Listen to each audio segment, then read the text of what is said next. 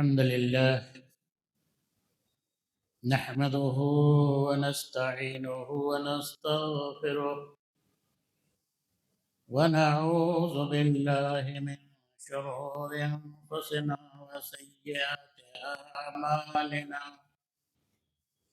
من يهده الله فلا مضل له ومن يضلل فلا هادي له. وأشهد أن لا إله إلا الله وحده لا شريك له، وأشهد أن محمدا عبده ورسوله. أما بعد فأعوذ بالله من الشيطان الرجيم. يا أيها الذين آمنوا اتقوا الله حق تقاته ولا تموتن إلا وأنتم مسلمون.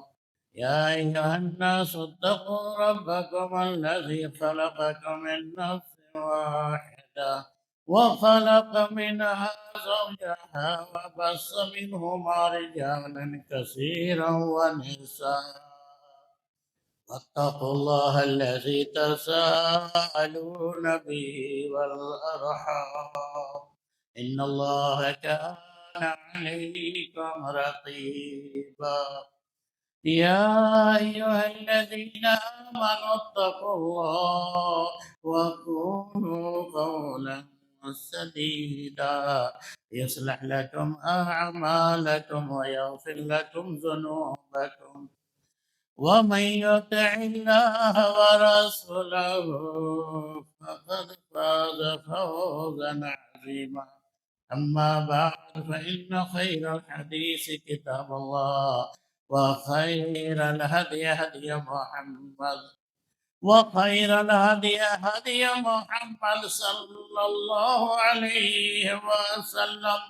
وشر الأمور محدثاتها، وكل محدثة بدعة، وكل بدعة ضلالة، وكل ضلالة في النار. أعوذ بالله من الشيطان الرجيم. فلا وربك لا يؤمنون حتى يحكموك فيما شجر بينهم ثم لا يجدوا في أنفسهم حرجا مما قضيت ويسلموا تسليما. حاضرین محترم، میرے بزرگوں اور عزیزوں، اسلام کی بنیاد دو چیزوں پر، ایک اللہ کی کتاب اور دوسری حدیث پاک، جس کا دوسرا نام سنت۔ علماء محققین کا اس بات پر اتفاق ہے کہ قرآن کریم کی طرح یہ احادیث نبویہ بھی وحی الہی ہے، منزل من اللہ ہے اور واجب اللہ۔ یہ لفظ حدیث بڑا ہی پیارا اور مبارک لفظ ہے۔ اللہ تعالی نے اپنے کلام کو تعبیر کیا لفظ حدیث سے۔ فرمایا اللہ نزل احسن الحدیث کتابا متشابہا فبأي حدیث بعدہ یؤمنون۔ اگر چیلنج کیا رب العالمین نے تو لفظ حدیث کا استعمال کیا، فَلْيَأْتُوا بِحَدِيثٍ مِثْلِهِ۔ رب العالمین نے فرشتوں کے کلام کو اور ان کی بات چیت کو بھی حدیث سے تعبیر کیا ہے۔ هل أتاك حديث ضيف إبراهيم المكرمين۔ اے نبی، معلوم ہوا آپ کو ابراہیم کے جو ریسپیکٹڈ گیسٹ تھے انہوں نے کیا بات کی ابراہیم سے، وہ آپ کو پتہ ہے؟ هل اتاک حدیث موسیٰ اذ نادى ربه بالواد المقدس طوى وإذ أسر النبي إلى بعض أزواجه حدیثا. یہ لفظ حدیث بہت ہی پیارا لفظ ہے، اور اسی لیے تو حضرت عبداللہ بن عباس اس امت کے عالم کے اس قول کو حرز جاں بنا لیجئے. فرماتے ہیں کہ قریب ہے کہ یہ آسمان ہمارے اوپر پتھروں کی بارش کرے.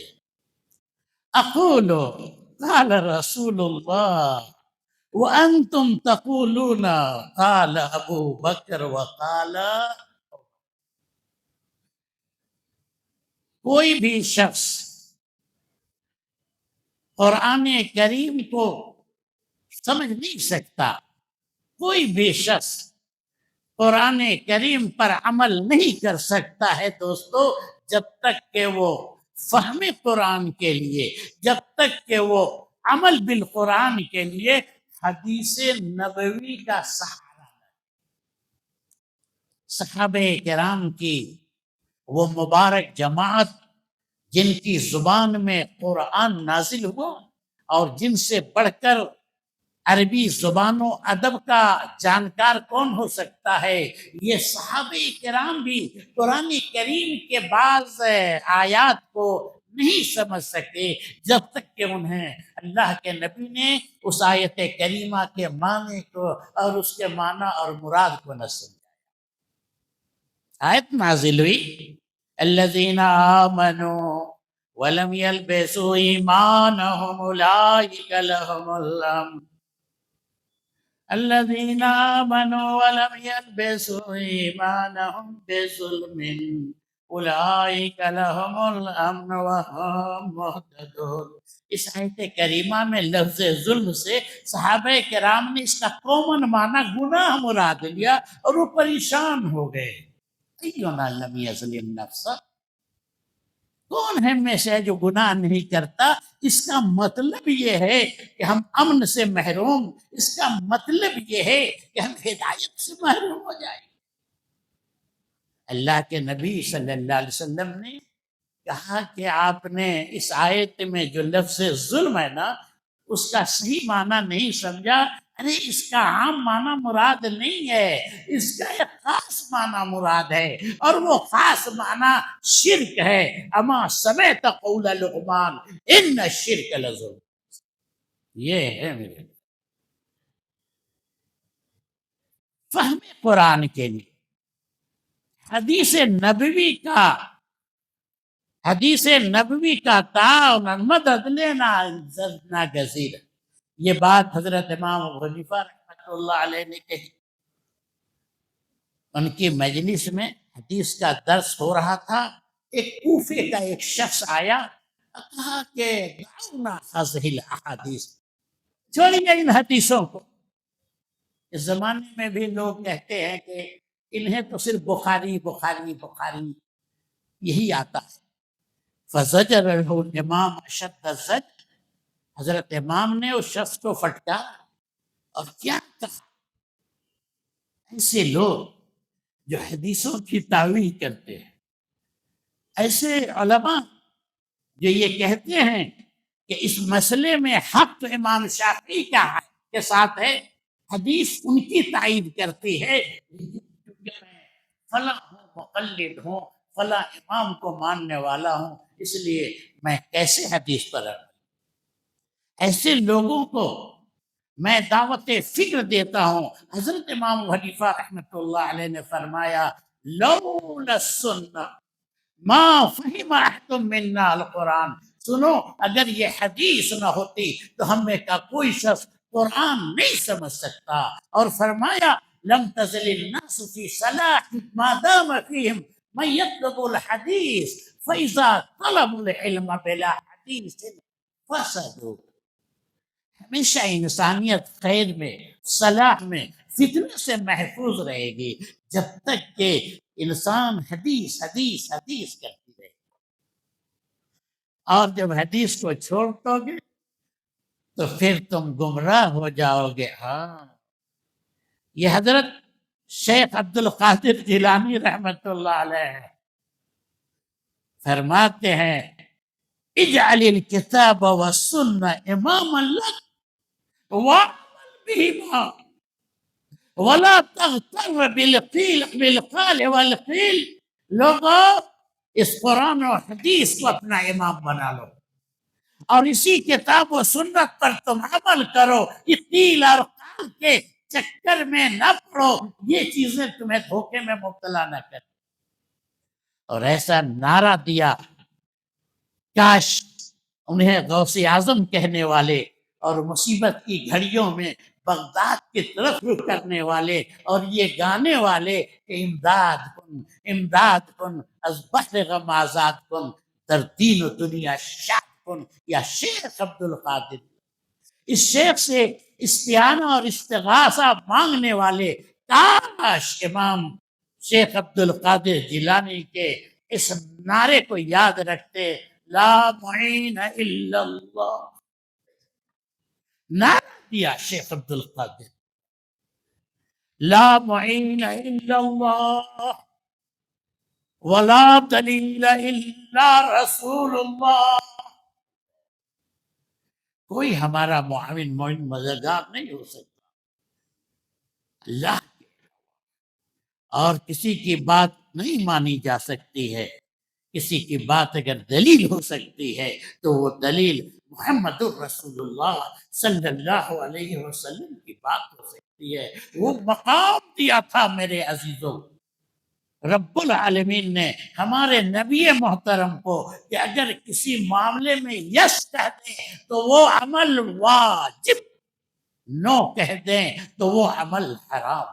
یہ اتھارٹی اللہ نے اپنے کسی نبی کو نہیں دی، اگر دیا تو محمد الرسول اللہ کے ایک لفظ کو دستور بنا دیا، قانون بنا دیا، شریعت بنا دیا۔ ہم اس عظیم نبی کے عظیم امتی۔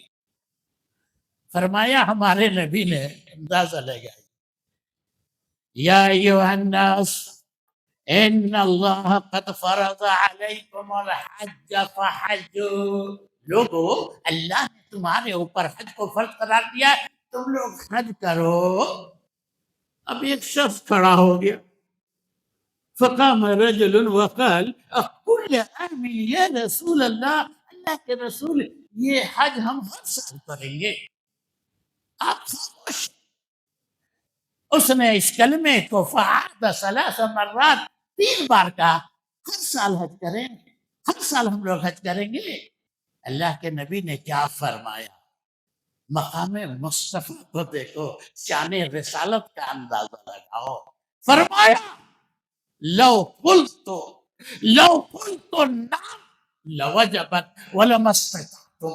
یہ جو بار بار پوچھ رہا تھا نا، ہر سال اگر میں صرف یس کہہ دیتا، ہاں کہہ دیتا، تو یہ حج تمہارے اوپر ہر سال واجب ہو جاتا اور ہر سال تمہارے اندر حج کرنے کی استطاعت نہیں ہوتی۔ یہ مقام مصطفیٰ ہے۔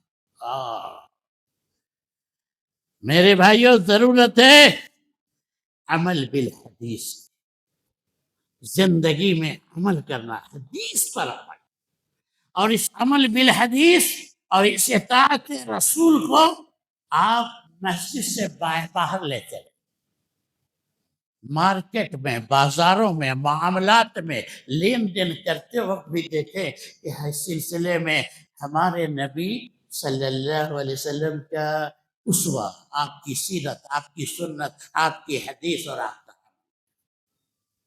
جب بیٹے کی شادی ہو اس دن مسکراؤ اور اس دن یاد کرو کہ اللہ کے نبی صلی اللہ علیہ وسلم کی سنت کیا ہے، آپ نے ہمیں کیا فرمایا۔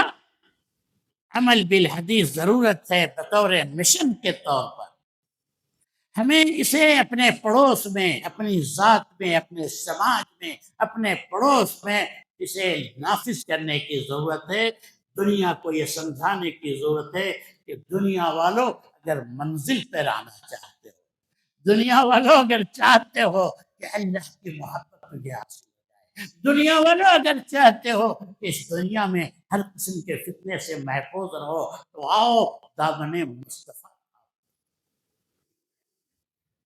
اگر ہم عامل حدیث ہو جائیں، حدیث پر یہ امت عمل کرنے لگے، تو ہمارے طلاق کا کوئی کیس عدالت میں نہیں جائے گا۔ اگر یہ امت عامل حدیث ہو جائے تو یہ حلالہ جو ایک ملعون فعل ہے اور جس سے دوسری قوموں میں ہم مسلمانوں کی اور اسلام کی بدنامیاں اور رسوائیاں ہو رہی ہیں، اس فعل سے ہمیں نجات مل جائے گی۔ اگر ہم عامل حدیث ہو جائیں، حدیث پر عمل کرنے لگیں اور قرآن و سنت پر عمل کرتے ہوئے اگر ہم میراث میں، ترکے میں اپنی بہنوں اور بیٹیوں کے حصے دینے لگے، تو پھر ہماری بیٹیاں جلائی نہیں جائیں گی جہیز کے نام پر۔ اگر ہم حدیث پر چلنے لگے، اللہ ہمیں ہر قسم کی ہلاکت اور تباہی و بربادی سے محفوظ رکھے گا۔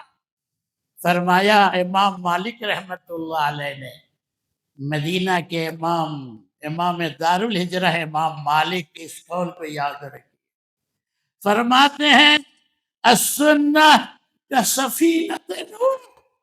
رے یہ حدیث اسے معمولی نہ سمجھو، یہ حضرت نوح کی کشتی ہے۔ من رکبہا نجا ومن ابتعد عنہا ہلک۔ اس کشتی میں جو سوار ہو گیا، جانور ہی کیوں نہیں، پرندہ ہی کیوں نہیں، وہ محفوظ رہا۔ اور اس کشتی سے جو دور ہوا، پیغمبر کا بیٹا کیوں نہیں، وہ ہلاک ہو گیا، وہ تباہ ہو گیا۔ یہ نبی کی سنت، یہ نبی کی حدیث، یہ کس لیے؟ اگر ہم حدیث پر عمل کرنے لگے دوستو، کبھی گمراہ نہیں ہو سکتے۔ صراط مستقیم پر، جادہ مستقیم پر، توحید کی راہ پر ہم گامزن ہیں۔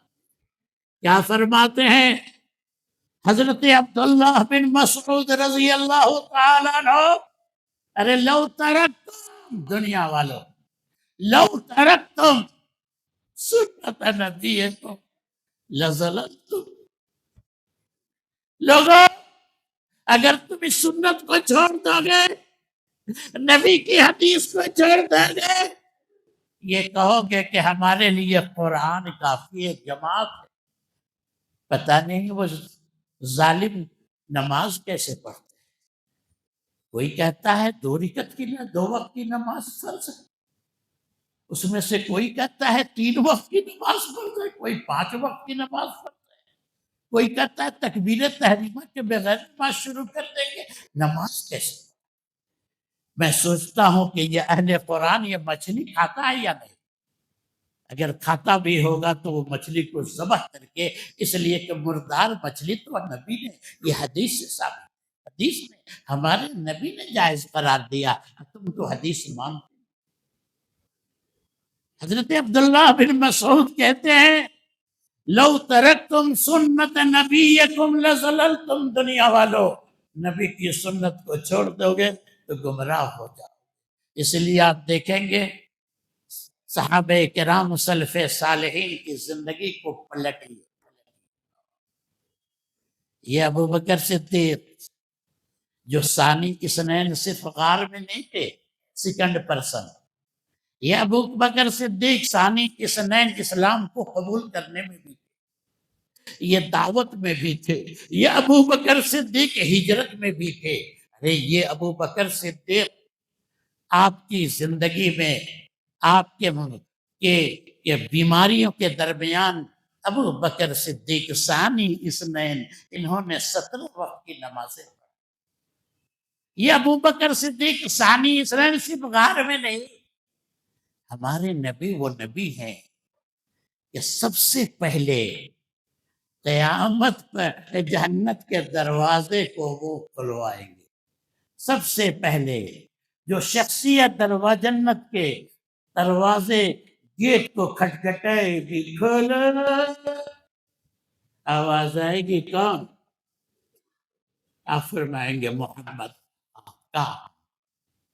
دربان کہے گا آپ سے پہلے مجھے یہ اتھارٹی ہے، اجازت ہے کہ آپ سے پہلے میں اس جنت کے دروازے کو کسی کے لیے نہیں. ہمارے نبی فاتح ابواب الجنت، اور نبی جب جنت میں داخل تو ثانی اس نے دوسری ایسی شخصیت یا ابو بکر صدیق جنت کے اندر وہ کیا فرماتے ہیں؟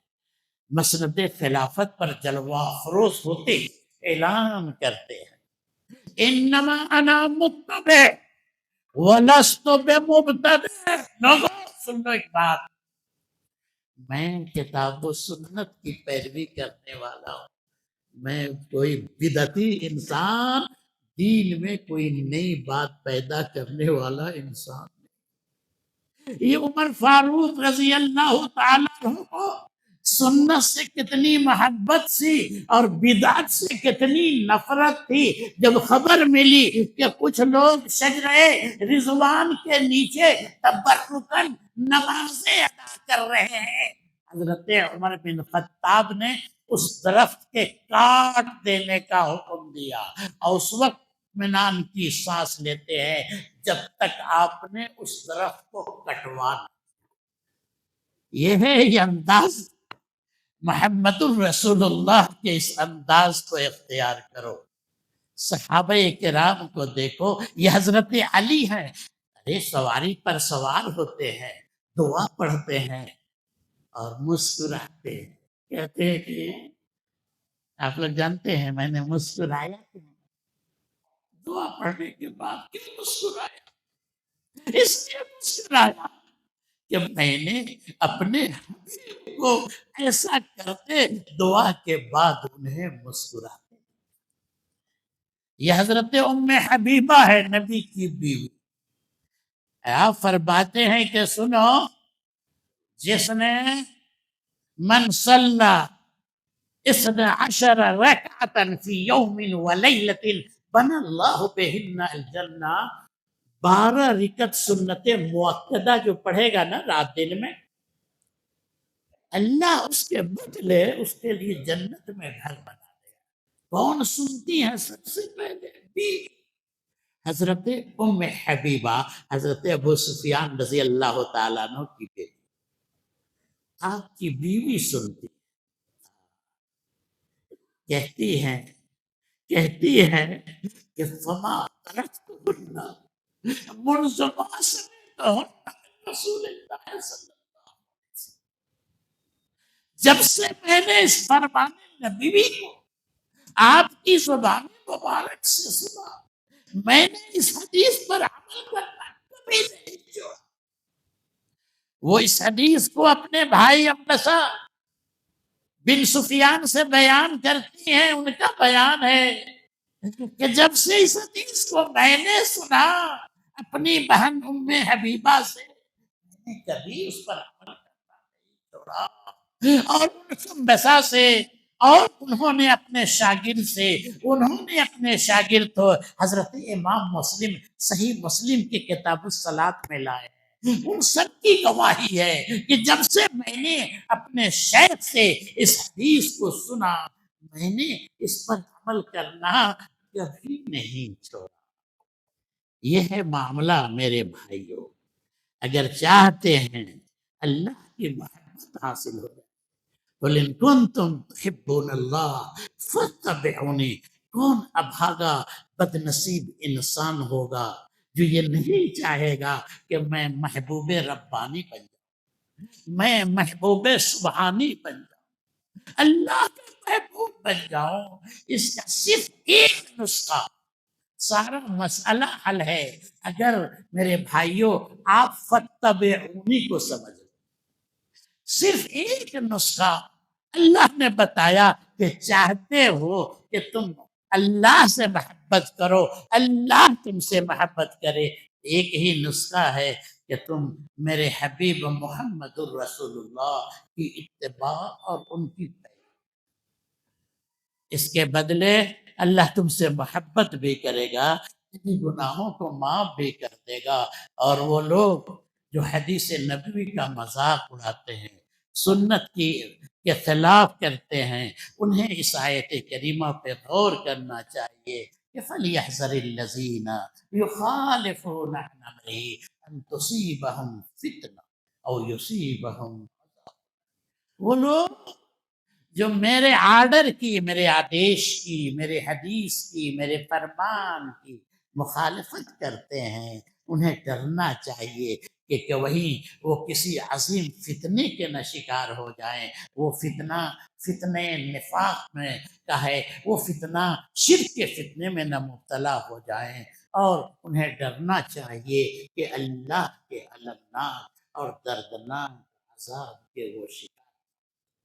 بس ہمیں اپنے اعمال کا جائزہ لینا چاہیے، کوشش یہ کرنی چاہیے کہ ہماری زندگی رسول گرامی صلی اللہ علیہ وسلم کی سنت اور آپ کی حدیث کے مطابق گزرے، اور ہمارا دامن ہر قسم کے شرک و بدعات، رسوم و رواج کے کانٹوں سے محفوظ رہے۔ اقول قولی ھذا واستغفر اللہ لی ولکم ولسائر المسلمین فاستغفروه انه هو الغفور۔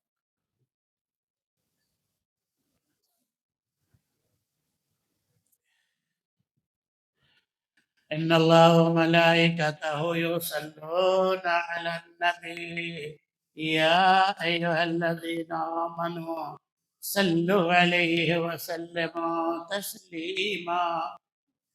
اللهم صل على محمد وعلى آل محمد كما صليت على إبراهيم وعلى آل إبراهيم إنك حميد مجيد۔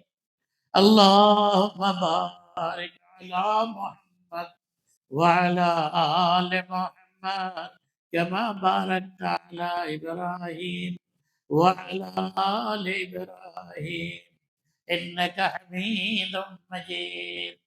اللهم أصلح شبابنا، اللهم أصلح أولادنا، اللهم أصلح نساءنا، اللهم أصلح لي ديني الذي هو عصمة أمري، وأصلح لي دنياي التي فيها معاشي، وأصلح لي آخرتي التي فيها معادي، واجعل الحياة زيادة لي من كل خير، واجعل الموت راحة لي من كل شر۔ عباد الله، إن الله يأمر بالعدل والإحسان وإيتاء ذي القربى وينهى عن الفحشاء والمنكر والبغي يعظكم لعلكم تذكرون۔ اذكروا الله تعالى يذكركم وادعوه يستجب لكم، ولذكر الله تعالى أعلى وأولى وأعز وأجل وأعظم وأكبر۔ اس ویڈیو کو آپ اپنے رشتہ دار اور دوست احباب کے ساتھ ضرور شیئر کریں اور سبسکرائب کریں اور بیل آئیکن کو دبانا نہ بھولیں۔